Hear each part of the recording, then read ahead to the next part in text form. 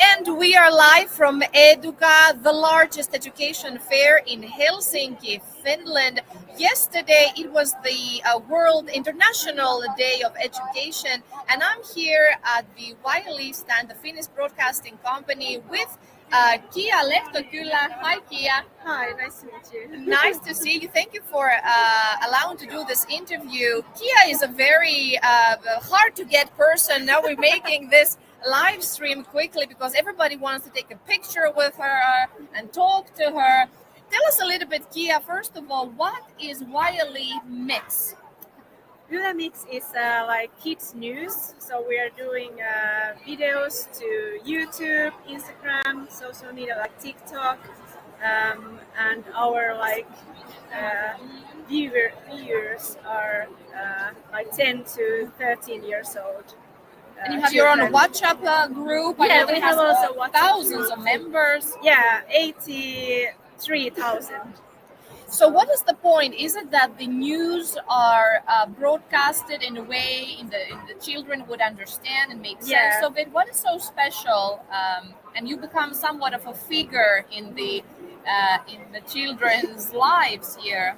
So I think our thing is that we are talking like children language. So we are thinking a lot how we present things that children will understand and it will be like interesting. So that's why I think we are so popular.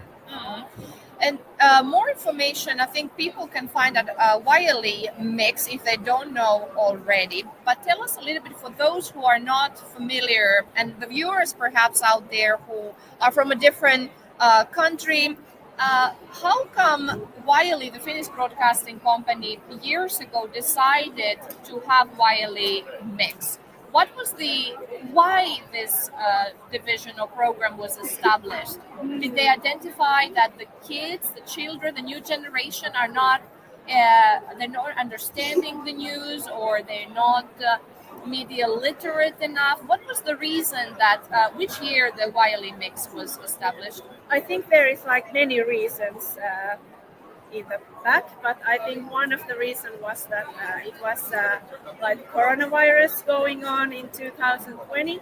So it was very important to get like own channel for kids that they can have like trustful information. And I mean, I haven't been decided that Yle Mix is like they are. But you participated in a casting and you were chosen as one of the presenters and journalists, right? That's so true. Tell us a little bit, so what year was it that you were given this job? I started in Yle Mix 2020, so the same year that Yle Mix was like created. Right, so you were there from the very beginning. Yes. So over the years now, you've been there for so long. What is the response that you're getting from the children when you communicate with them, when you interact with them? What's on their mind? What kind of questions they ask you? What are they curious about? They have like so many questions about like everything, like what's going on in the world. If they have seen something, for example, in TikTok, something about what's going in the world, they come to us ask, can you make a video about this that I can understand it like more? And What are you currently working on? What are you yourself experiencing and going places and doing interviews? What is now trending and hot and kids are curious about and they want to find out more, and what in turn you are working on to present to them? At the moment, I'm planning a video about Down syndrome because many children are asking about us that what is that Down syndrome, and it's been in media, in Finnish media nowadays a lot. So they are like thinking that can we explain what is this? And I'm doing that actually right now. But yeah, what was the second question? Just what were you working on and what the kids, you said that they're curious about it. You said they find information, what's going on in their society, and they want to ask you. How about this year's fair here, the Educa fair, where we are at the moment? This year's theme has been AI plays a big role, and then the media, the digital literacy. You're not a very old person yourself, so you're quite young, so you are a digital native. Do you think that the children of today, who are much younger than you, they are able to understand what is fake news, to have really the critical thinking? Because as you said, it's good to be there where the children are and being on WhatsApp and TikTok and Instagram, but how about also the traditional literacy, reading books, reading newspapers? Are you keeping that balance between the traditional literacy and then the new tools, the more digital tools, and also we are using OneStream Live, content creation tools? They're very important. What do you think yourself and from your work in terms of children to keep the balance of traditional literacy and communicating, presenting, being out, living life, and then being able to live in the digital world, make sense of it? What is the right balance? I think that we are also saying to the kids that it's very important to read books also and do something else that and be with your friends outside. Don't be on the phone all the time. And we are also like that. But we don't it's important to not underestimate our audience, because they are very clever and they can think very their own, that they can recognize the fake news as well, but also we are giving them tools to recognize what is important and what is what is reliable and what is.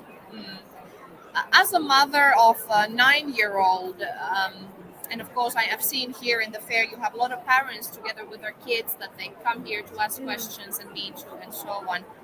From the parents that approach you, do you feel that they have some concerns regarding how much time, for instance, the children are spending on the digital?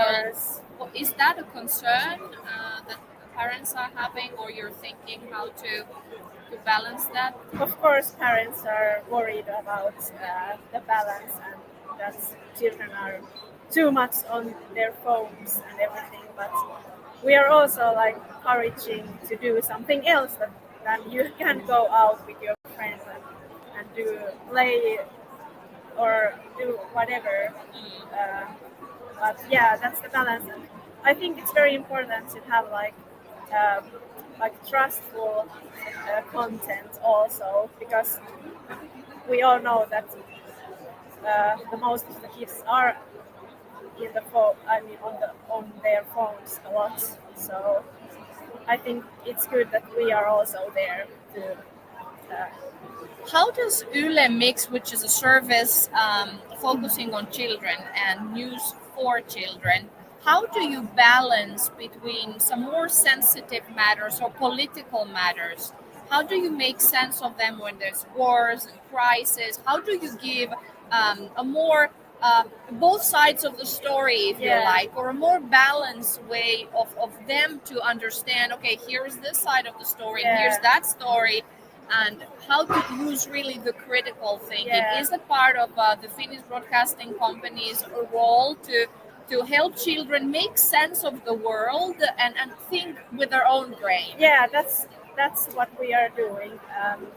We are telling also the bad news to children, because also they are very interested about those things and they want to know what is going on, and they know that we can explain it that way that they can understand it. And our mission is, not mission, we are telling things how they are, and of course, because we are journalists, we can give them right answers and something like that. So you present the Yeah, facts. we are presenting the facts, but also thinking that what is important to tell to kids, because everything what is going on in the war and very bad news. Negative. Yeah. So we are trying to keep hope also. Hope and education and also entertainment. I think these Yeah. are what we discussed in the previous interview with Mari. Vesanumi was the vision and mission of the Finnish Broadcasting Company to educate and entertain. Is there anything else, Kiia, you would like to mention to our viewers, where they can find you, where they can learn more about YLE Mix and join the discussion?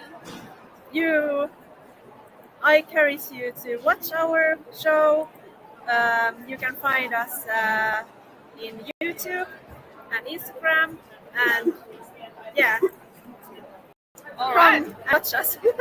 So YLE Mix, Kiia Lehtokylä was with me here at the YLE stand at the Educa Education Fair in Helsinki, Finland. Thank you, Kiia, so much for your insights, and I'll see you next time. Bye.